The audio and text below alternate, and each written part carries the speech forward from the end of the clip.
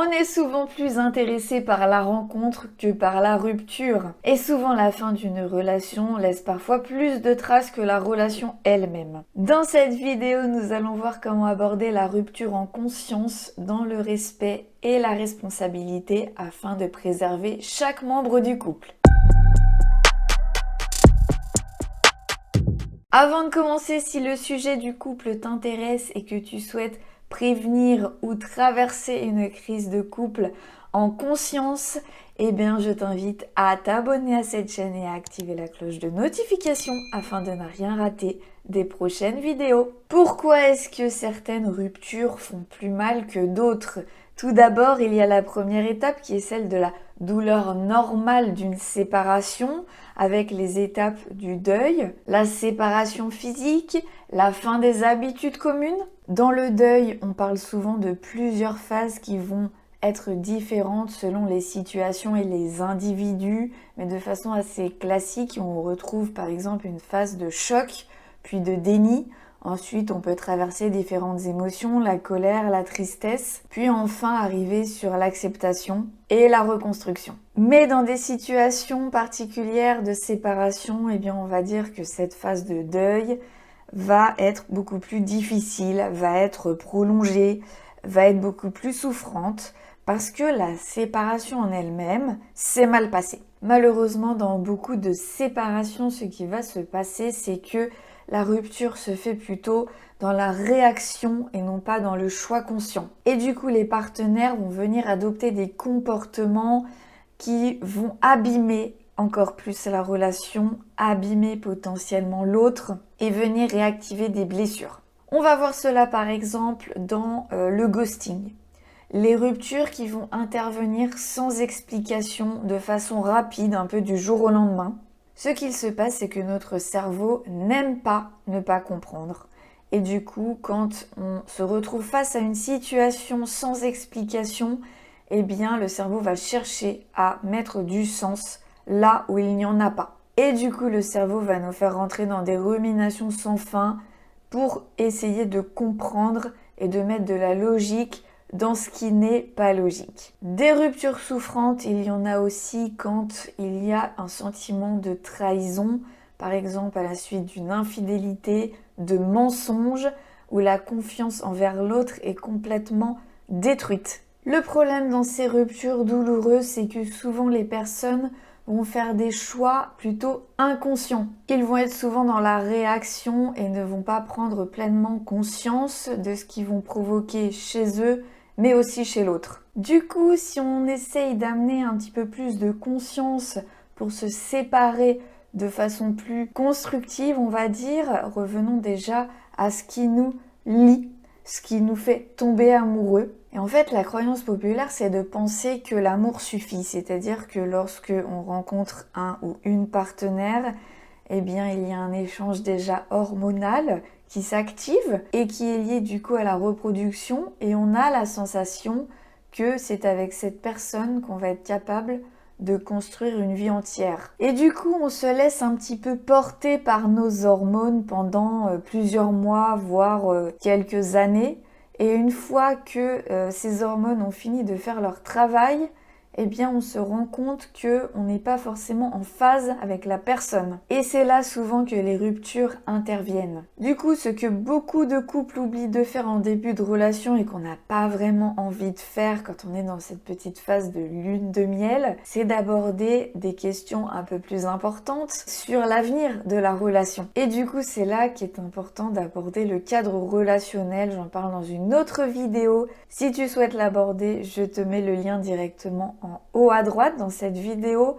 Je te propose 60 questions grâce auxquelles tu pourras dessiner l'avenir potentiel de ta relation de couple. Poser un cadre relationnel, c'est aborder des questions importantes. Quels sont les projets que l'on a individuellement ?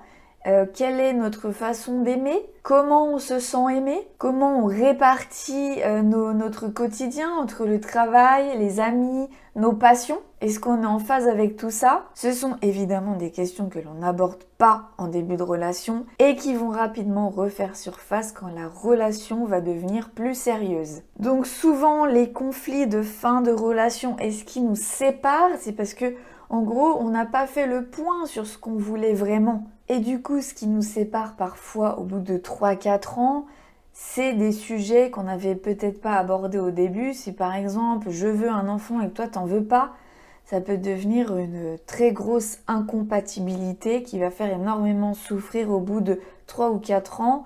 Alors que si elle avait été abordée dès le départ, eh bien ça aurait pu permettre de prendre des décisions plus rapidement et aussi d'éviter une certaine souffrance et une perte de temps. Souvent quand on est porté par ce cocktail un petit peu hormonal de la rencontre, on n'a pas envie de se confronter à ces questions difficiles, on a envie de profiter de ce cocktail qui est délicieux, etc. Et du coup, ça peut être douloureux de se poser ces questions-là dès le départ. Le problème, c'est que si on les aborde pas assez rapidement, eh bien, on peut se retrouver face à de grandes incompatibilités. Et aussi, ce cocktail hormonal nous fait souvent dire « Oh, mais c'est pas grave, peut-être qu'elle va changer d'avis, peut-être que ça va changer », alors que généralement, c'est pas le cas. Ça nous fait en fait un petit peu lisser, gommer les défauts ou les points chez l'autre qui ne nous conviennent pas, qui sont pas forcément alignés à nos souhaits. Et du coup, on les met un petit peu sous le tapis. Et bien évidemment, c'est beaucoup plus tard qu'ils vont venir ressortir. Et c'est là du coup que peut intervenir à la rupture de façon fracassante. Mais toutes les ruptures ne sont pas toutes les mêmes, comme je le disais juste avant. Il y a celles qui sont liées à des incompatibilités. Il y a celles qui sont complètement nécessaires puisqu'elles permettent de se sortir de situations, par exemple, de violences psychologiques ou de violences physiques, d'abus, de relations toxiques, etc.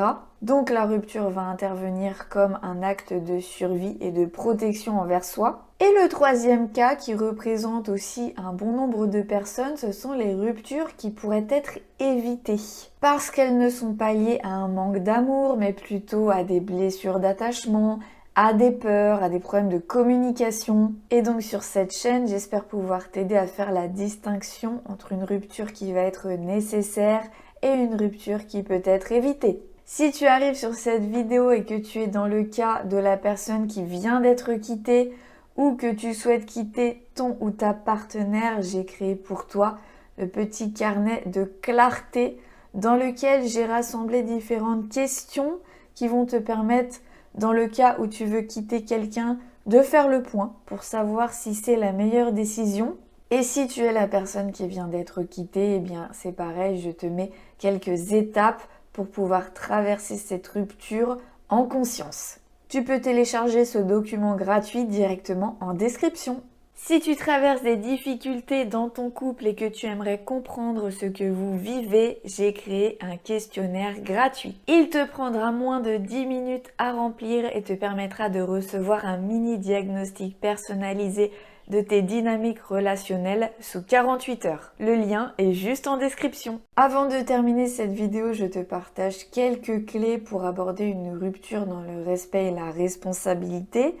La première clé, c'est d'assumer sa décision quand on l'a prise, sans essayer de se rendre, par exemple, insupportable pour que le ou la partenaire prenne la décision à notre place. La deuxième clé, c'est d'essayer de donner du sens à cette décision en apportant un minimum d'informations et de clarté au partenaire et en essayant bien évidemment dans la mesure du possible d'éviter la liste de reproches, en essayant de s'exprimer à la première personne. Par exemple, j'ai besoin de plus de temps avec toi et malgré les multiples communications entre nous, eh bien la relation ne me permet pas de nourrir ce besoin, donc je préfère qu'on arrête. Et la troisième clé qui est la plus saine et nécessaire, c'est de décider à deux de mettre une certaine distance pour pouvoir enclencher ce processus de deuil, de digestion, de séparation. Parce que souvent, malheureusement, dans les ruptures,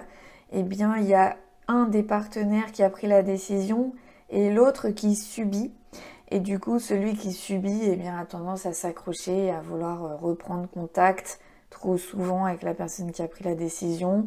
Ça peut être extrêmement difficile et du coup rallonger ce processus de séparation.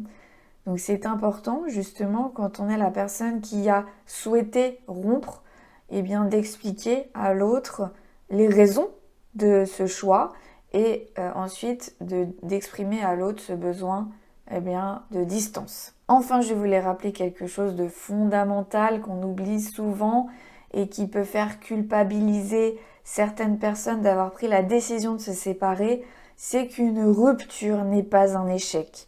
Une rupture est souvent une manière d'évoluer, une manière de prendre conscience de certains schémas destructeurs, une manière aussi parfois de se sauver. Et souvent les ruptures sont une sorte de catalyseur et permettent de faire une sorte de bond. Elles éveillent les consciences parfois de certains partenaires qui sont englués dans des schémas un petit peu négatifs. Et parfois les ruptures arrivent pour justement franchir une certaine étape, ouvrir de nouvelles prises de conscience et elles peuvent déboucher parfois sur un renouveau dans le couple. Donc il faut vraiment voir les séparations comme quelque chose de positif et pas comme quelque chose de lourd, de triste, de destructeur. La souffrance n'est pas provoquée par l'événement.